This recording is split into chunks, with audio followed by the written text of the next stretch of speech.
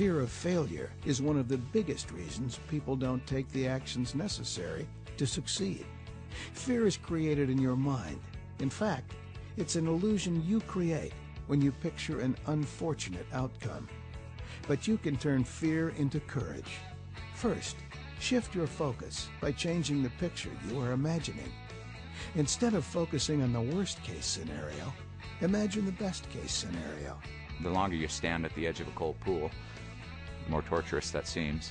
And then you leap in and you say, whew, man, I wish I would have jumped in an hour ago. It's really quite delightful.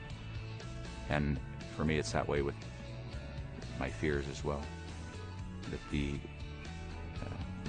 sitting and thinking about them, they're certainly much larger than once you actually face them. So if you're afraid to talk to people, go start talking to people with a goal of helping them. And the more you do it, the easier, the more you see that it's nothing to be afraid of. And I'll find if I stop doing it then for a month or something, it starts to seem scary again.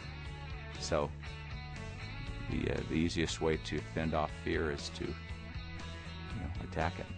I would say that everyone out there is looking to have a conversation, for some friendliness, for someone that cares about them enough to share the good news that they are experiencing in their life. So don't be afraid to share it. Human nature causes you to be fearful to walk through a door not knowing what's on the other side of that door. But as you push yourself to walk through more and more doors and learn that regardless of what's on the other side of that passage, you survive and can even come to excel, then it becomes less scary to go through that door the next time.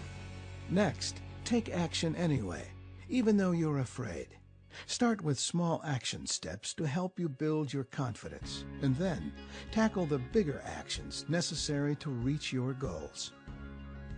In the early days of Nu Skin, there were many days when we wondered whether we were going to be able to keep the lights turned on the next day. And I have known personally what it is to have no money in the bank and have your income stream be about an hour long, where you just could not see to the end of the week. We sat around and we theorized, and we set up an office in my sister's basement, and I bought a Wall Street Journal, and I went and sat at a desk, and I had a Wall Street Journal. I read it and stuff. It was really cool. And the business was really fun. And then nothing happened, because I was just sitting in the basement reading the newspaper and writing down, noble goals and stuff. But zero happened, and zero would have ever happened. At some point, you just have to go to work. You just have to get out and start doing all the things that we talk about.